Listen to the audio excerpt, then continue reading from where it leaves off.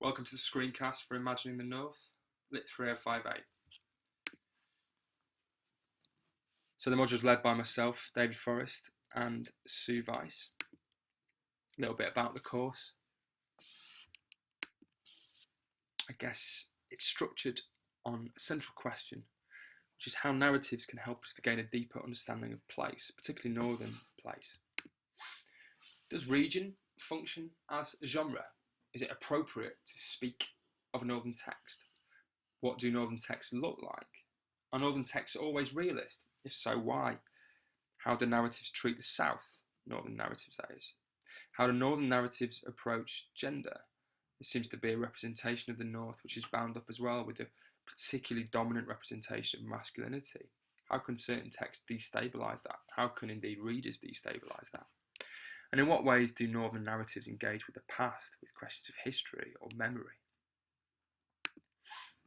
So those sorts of questions about place, about northern place, will be underpinning our engagement with a range of texts which engage with the north of England through television, through film, and in literature and poetry more broadly. We'll be looking at, for example, the Red Riding trilogy, an amazing trilogy of noirish crime films made for television at the end of the 2000s, 2009. We'll be looking at Alan Bleasdale's Boys from the Black Stuff, a very conspicuously Liverpudlian, place-specific approach to questions of unemployment in Thatcher's Britain. We'll be looking at Our Friends of the North, a great 9-part serial about growing up and then leaving Newcastle for 4 characters. Thinking about a drama serial that really asks questions about place and about how place is imagined through history, and has as much to say about the South as it does to say about the North. We'll also be looking at contemporary dramas. We may look at the work of Sally Wainwright, whose work in Happy Valley is really interesting in asking different questions of a previously quite masculine north of England, both through genre and through questions of place. This particular drama stars Sarah Lancashire, very conspicuously northern actress and performer who brings her own kind of textual or narratives of regional identity to this regional text. So we'll also look, as well as television drama, we'll be looking at the literary novel. We'll be thinking about Jeanette Winterson's Oranges Are Not the Only Fruit, which is as much a text about gender and about sexuality as it is about place, as it is about the north of England, particularly Lancashire. We'll also be looking at the north and how it's been imagined poetically by poets such as Simon Armitage, such as Sean O'Brien there, and Sheffield's own Helen Moore, all poets for whom the north of England and its many manifestations has been a starting point. We'll also think about the films of the north. This is an image from Taste of Honey, Tony Richardson's 1961 treatment of Sheila Delaney's beautiful script about a young girl coming of age in 1960s Salford.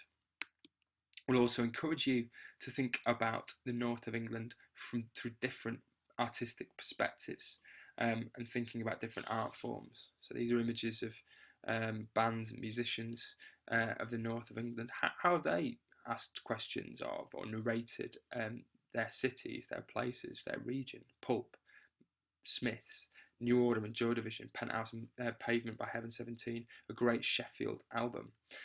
All artists who have sought to destabilise and to utilise dominant generic and narrative representations of place in their work. We'll also encourage you to think about the use of the archive. At the University of Sheffield, we're privileged enough to have the archives of Barry Hines, a great Sheffield writer, a South Yorkshire writer from Barnsley originally, and Jack Rosenthal. Sue's worked on Jack Rosenthal, having written a book on him, and Sue and I are currently writing a book on Barry Hines. We'll be taking you to the archives to look at their special collections and their papers, their research materials, their screenplays, their drafts, and to encourage you to use those archives to form your own research projects around these northern writers. The final assessment is through one large essay which you propose yourself and you work on in dialogue with myself and Sue. We'll give you the opportunity to produce an abstract, a proposal for that assessment before you deliver it. And we'll be supporting you in undertaking that very substantial piece of independent research. Teaching format, a 2-hour workshop, a 1-hour lecture, and then additional screenings as well. That workshop, a real chance to discuss and interact with each other and discuss the Northern narratives for that week. It's a real research-led module, as I think I've indicated. The kinds of questions that you will be asking through the course, through the text, are the same sorts of research questions that Sue and I are asking in our own work. So this will be a research-led environment, and you will be expected to contribute to that. There are no prerequisites, and it goes without saying that you certainly don't need to be Northern to join the module. This is not about this is about a shared experience of a set of texts, and our own subjective experiences of place can come to bear with that. But having a non-Northern perspective is just as, if not more, actually valid than having a Northern perspective, and it will certainly enable us all to unpick and think through regional stereotypes, which I suppose is what's at the heart of this module. If you have any questions at all about any aspects of the module, then please don't hesitate to get in touch with either myself, d.forrest@sheffield.ac.uk, or Sue, s.vice@sheffield.ac.uk. Thank you for listening.